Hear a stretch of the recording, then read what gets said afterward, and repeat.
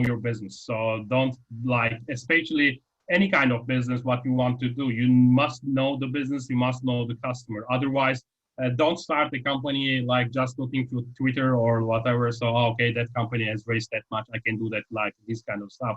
But definitely know your market, know your technology, and know your business. So that is definitely what I would like to give.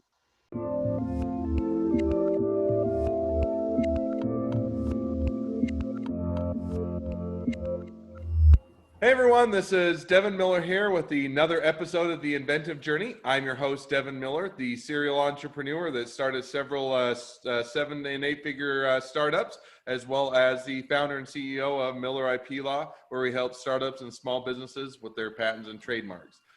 Today we have another great guest on the podcast, and it's Sooner Haci, or as close as I can get to pronouncing it right. And Sooner started in Germany, worked on some CMOS technology for a period of time, worked on different technologies and smart buildings and smart homes and smart companies, and then has transitioned over to what he is doing now, and he'll talk a little bit more about that. So welcome onto the podcast. Thank you very much, Devin, for having me. It's a great pleasure to be here. Well, love to have you on. So I gave just a very brief and high-level introduction, but maybe let's if you can walk us through a bit of your journey and kind of how or where you started out with and what the journey is to get you to where you're at today. Sure, definitely. So, like, I studied computer science, but to be honest, like, I didn't like it too much. Then I said I should be on the business side, and as you said, I started my professional life and professional career in building technologies located in Germany. And I was all like for the last 12 years, I was only involved in smart buildings, energy management technologies, and anything that has to do with buildings. And at that time, I was basically responsible for emerging markets like business development, new market entries, and entering new markets, growing the team over there. And then, of course, building up these strategic partnerships in different countries from Brazil into China, and then moving to Turkey and MENA region, and also including like other countries that are around Europe. And but at that time, like we were like selling really expensive building technologies in different like for shopping malls to office buildings to airports or whatever. So, but the problem that we saw actually at that time, like we were selling those smart systems, but after a couple of months, everyone was starting, especially on the customer side, was starting to complain like, okay, the system is not really efficient and we have problems and it is not smart and we cannot control it right. And it is overcooling, overheating, and this kind of stuff. At that time, I was really trying to explain actually, like those technologies are as smart as the people that are using it. So at the end of the day, they don't have like an isolated systems. Like the engineers are programming it, and they are mostly like calculated before life starts in those buildings. But as soon as life started in those buildings, those systems were running disconnected from the real life and all dependent on human input. And that was the starting point because at that time I was trying to convince the executives to make like, okay, we can do it like a new innovation, this kind of thing, and like make it more adaptive. But no one took care of it, and then we decided to, okay, spin off the company, start So Beat. before we get into the spin-off, let's talk about that for just a minute. So you were working, I think the company was named CMAX, is that right? Yes, Siemens, yes. So you're working for CMAX, and they were a big German company. Yes. They were in the smart building technology, and so Yes. maybe if I summarize or understand, you were in the smart building technology, you were integrating all of that, and yet the customers weren't happy with the product. Is that right? Or Yes. basically wasn't smart enough, or it didn't do a good Yes. enough job for what it was touted to do. So if I Yes. remember when we talked a little bit about it, before you saying, hey, I'm going to start my own company, you tried to start that out or start something or update that or work within the company you're at to see if you could solve the problem, so to speak, from within, right? Meaning, hey, can Yes. we create a new Yes, division, update the exactly. products, do something. So maybe tell a Yeah. little, or before we jump over to your startup, Hmm. how did that go, or how did Hmm. you approach that within the bigger company, and why, why Yeah. didn't that work?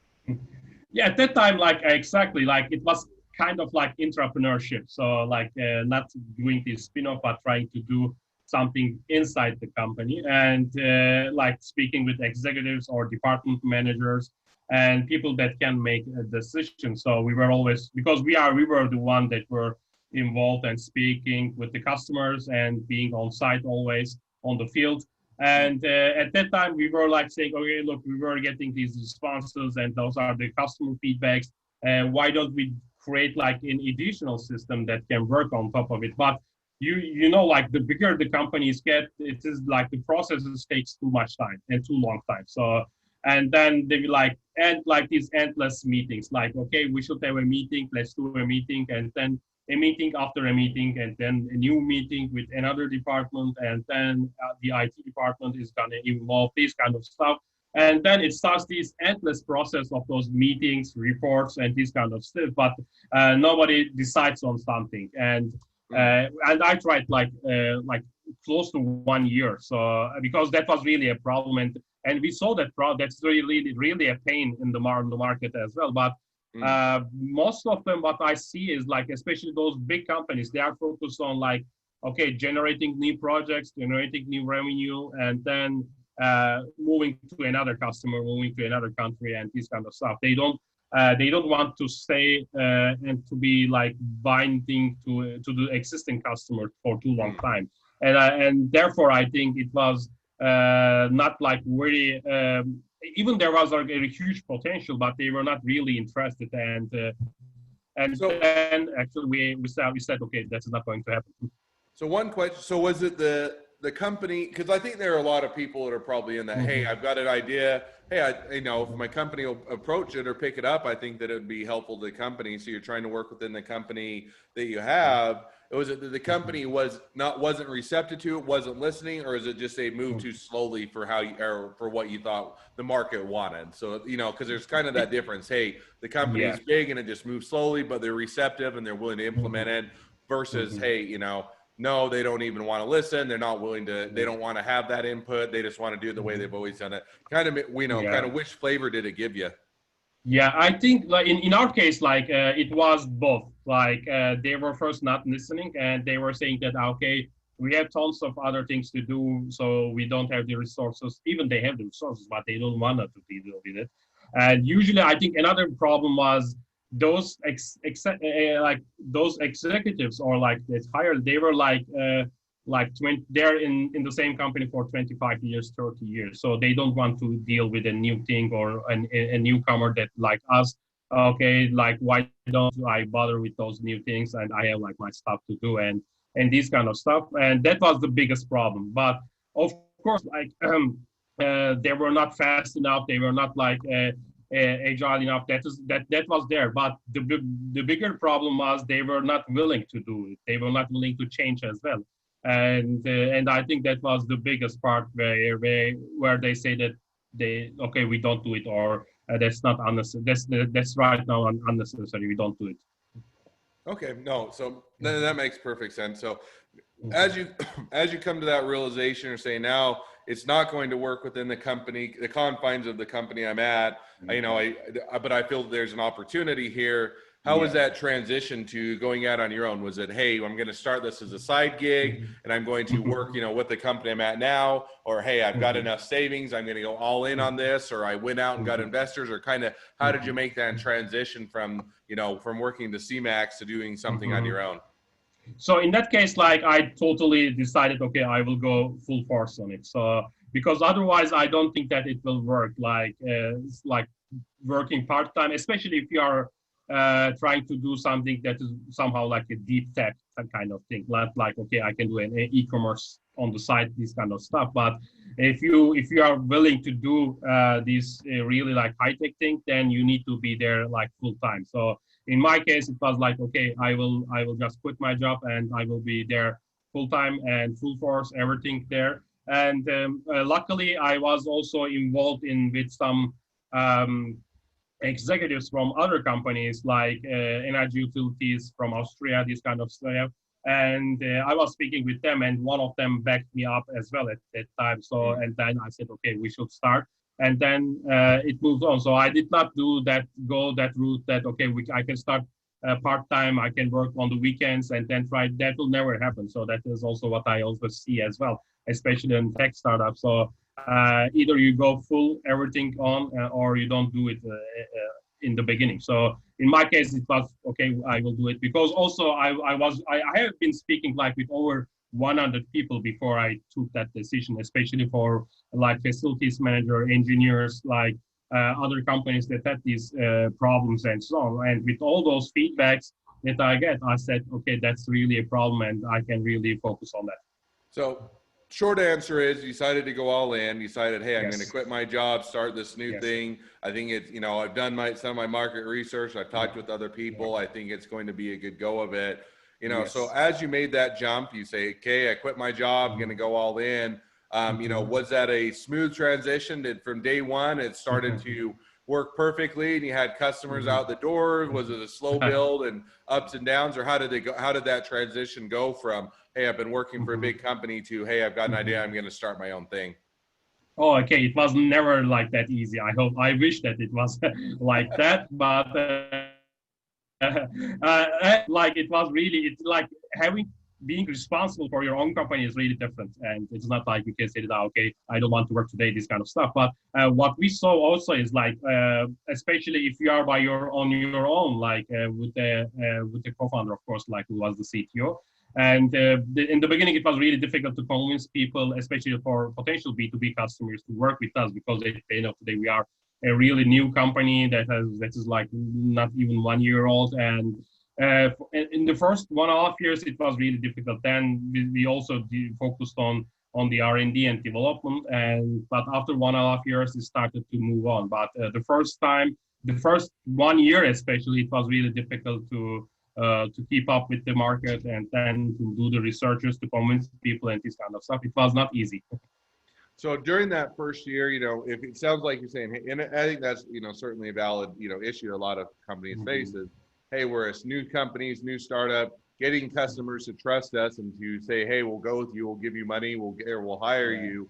It always takes some time and work and ability to get traction. And it's always easier once you start getting customers to build on that, because then you have a track record. You can show the other work you've done for them. So during that year that you're building and things are slow and they're difficult and trying to convince customers, doing the R&D, you know, what did you do for revenue? Is that, you know, living off of personal savings, investment dollars, maxing out the credit cards, moving back in with your parents, or any or all of the above? How did you deal with the idea of, I've got to fund this company while we start to get that revenue building? Yeah. So like in the first year, like let's say also like in the first 1.5 years, so definitely it was also personal savings.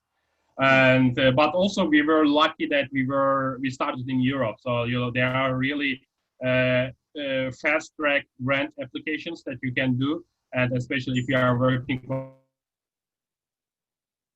on a technology that is focused on sustainability, also like clean tech stuff. So we also took those grants as well. So in the first year, so that really helped us to have money in the account, especially so the money that we are spending on R&D, research, everything you spend, and then you get that back from the government. So that really helped as well.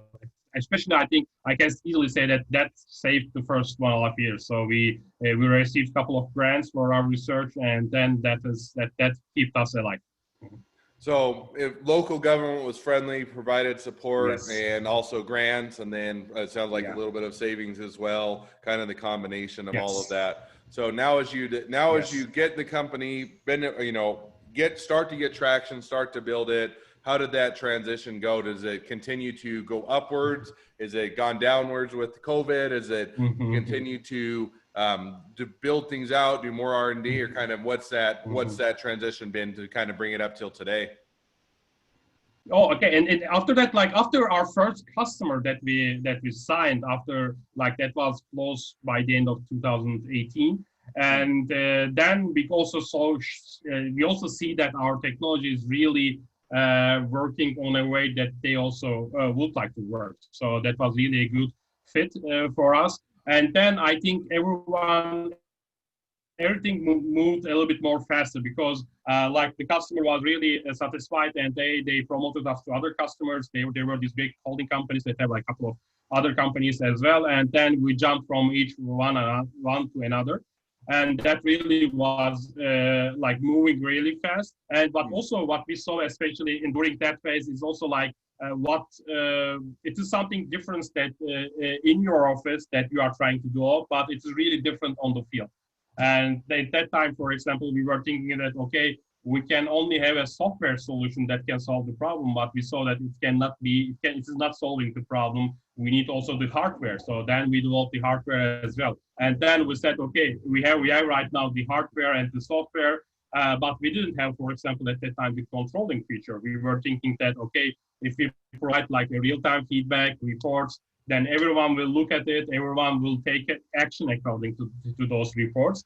But we realized that nobody takes action, so nobody looks at the reports, nobody logs in, they have excuses all the time. And then we said that, okay, we should have these controlling features, we should develop it so that the system can more or less be an autonomous controlling system as well, so that it can decide by itself. And after having that feature, that was the accelerating point in our case. So everyone was looking for it, so that no one would like to depend on human anymore. And that was the really big jump for us, actually. So that also created like a differentiation according to our competitors on the field as well. So we were basically the only one company that was able to offer the controlling feature as well of the buildings. And but fast forward, so COVID actually, interestingly, in the beginning, of course, it affected us because we were only targeting commercial buildings. So we didn't do anything on the residential part. We were always and only on the commercial side. So, and in the beginning, obviously, like everything was closed. Nobody was doing something. Some of the customers, they said they pay us for a couple of months. And some of them, they said they will just close because they don't have a business anymore and this kind of stuff. But it's really interesting what happened during the last 3 months is everything changed all of a sudden because they see that they right now need more information from those buildings. Either they are preparing for reopenings, they need to reduce their operational costs, they need to maximize their operations and optimize space usage, this kind of stuff. So COVID really showed them that they cannot rely on those traditional technologies or traditional industries that are human focused. They need to move from these like manual traditional industries and technologies into digital world. So that is right now, for example, really like we are getting every day 2 or 3 calls from different companies, even from outside the US, like Southeast Asia, Pacific Asia, and we started a couple of projects. And I think COVID has shown those companies, like either they are real estate companies, construction companies, or retail chains, that they need to convert their buildings portfolio into digital assets, and they need to have that information anytime, anywhere, and instantly. And that's helped us a lot to right now. Even right now, we don't need to convince people; they are just calling us and saying that we need that. How can we do that? Well, that's awesome. That's certainly great progress. And it's great to hear that you guys have continued to have success as things continue to build for you. So now as we kind of reach the point in the podcast where I always ask 2 questions. So we'll jump to that now. So the first question I always ask is, so what was the worst business decision you ever made? Mm-hmm. Worst business decision that we ever made was in the beginning having too many people as like hiring too many people than needed. So that was the worst ever decision that we did. And because in the beginning we were like even in the first year we had 10 people working for us. That was too early. Like I think hiring too fast was the biggest mistake that we did. Yeah, and that's I think a problem that a lot of startups have. You know, either don't hire fast enough or you hire too fast, right? You wait too Yes. long and then you start to have quality issues or you aren't able to Yes. fulfill orders. And on the flip Yeah. side, if you hire too fast, then you're having too high of a burden, you're having too big of a Yes. burn, and you're not, and you Yes. have people that are sitting around or you're not able to keep busy Yes. and that. So I think that Yeah.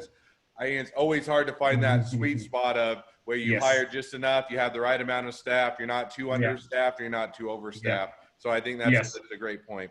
So, okay, now the second question. So if you were to talking to someone that's just getting into startups or small businesses, what would be the one piece of advice you'd give them? I definitely will. The advice that I will give: know your business. So don't, like, especially any kind of business, what you want to do. You must know the business. You must know the customer. Otherwise, don't start the company like just looking through Twitter or whatever. So okay, that company has raised that much. I can do that, like this kind of stuff. But definitely know your market, know your technology, and know your business. So that is definitely what I would like to give. Okay, awesome. Well, I think that's both a good lesson learned as well as good piece of advice. Well, as people, whether they want to get to know more about your business, reach out to you personally, invest in you, be a Yes. customer, or get a job there, or any or all of the above, what's the best way to reach out to you and connect up with you? Sure. Like I am really like online on LinkedIn anytime, so I am accepting any most of the requests like this kind of thing. But also they can reach out to me on email. So I am responding to any email, and which is sonar@beat.digital. So both work. So on LinkedIn or email, happy to answer. All right. Well, I encourage people to reach out to you or get connected on LinkedIn or email or any of the above, and certainly check out what you guys are doing. Well, Sooner, thanks again for coming on the podcast. It's been a pleasure, and it's great to hear your journey.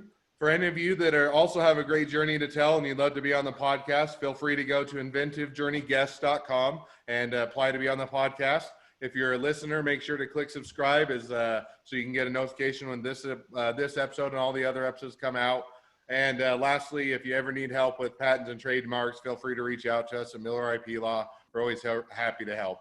Sooner, thanks again. Wish you the next leg of your journey even better than the last. Thank you very much, Devin. And it's always great to speaking with you. And thank you for having me. My pleasure.